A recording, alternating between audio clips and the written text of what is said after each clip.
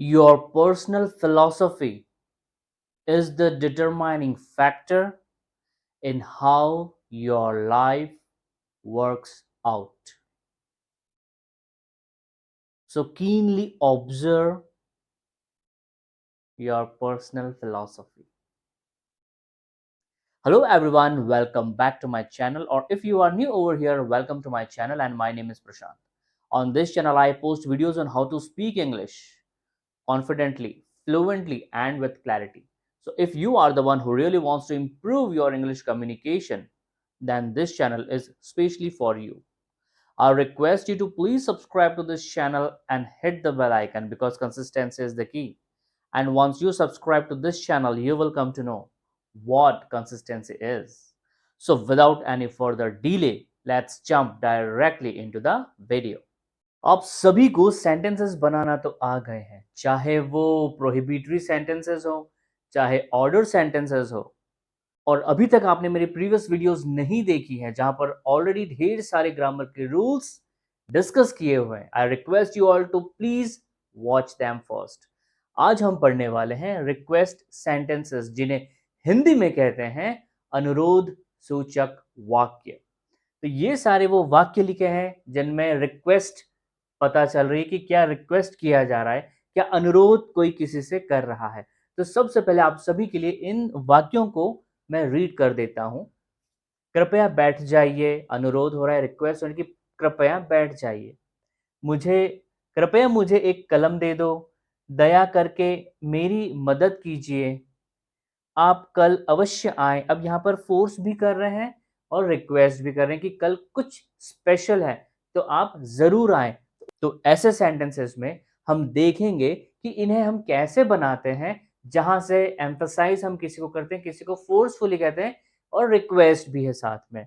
आप अवश्य बैठ जाएं, कृपया उसे कुछ ना कहें। अब ये है नेगेटिव, देखिए यहाँ पर आ रहा है कुछ ना कहें। तो आज हम सीखेंगे कि ऐसे रिक्वेस्ट सेंटेंसेस को, अनुरोध सूचक वाक्यों को, जहां पर सिंपल रिक्वेस्ट है, जहां पर फोर्सफुल रिक्वेस्ट है, और जहां पर हम कुछ मना भी कर रहे हैं। So let's move forward. Here are the sentences, let's discuss them one by one. कृपया बैठ जाइए, प्लीज सिट डाउन। इसे हम सिंपल ऐसे भी कह सकते हैं, प्लीज सिट।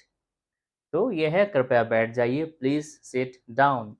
कृपया मुझे एक कलम दे दो, please give me a pen. कृपया मुझे एक गिलास पानी दे दो, please give me a glass of water. तो ये ऐसे रिक्वेस्ट सेंटेंसेस हम बनाते हैं।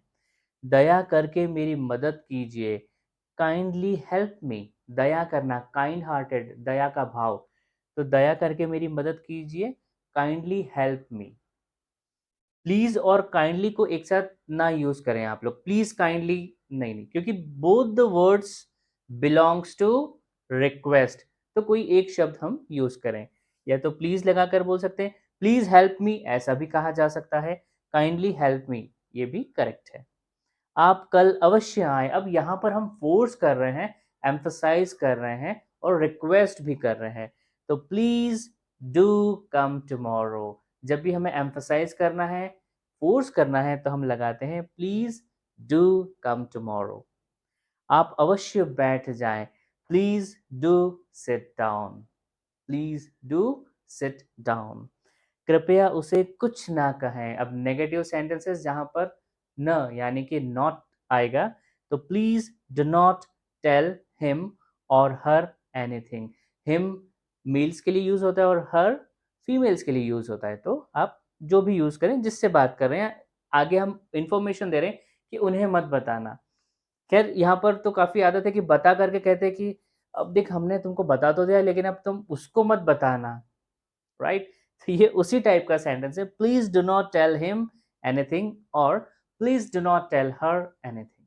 आई एम प्रीटी श्योर कि आप सभी को रिक्वेस्ट सेंटेंसेस बहुत ही अच्छे से समझ में आ चुके हैं।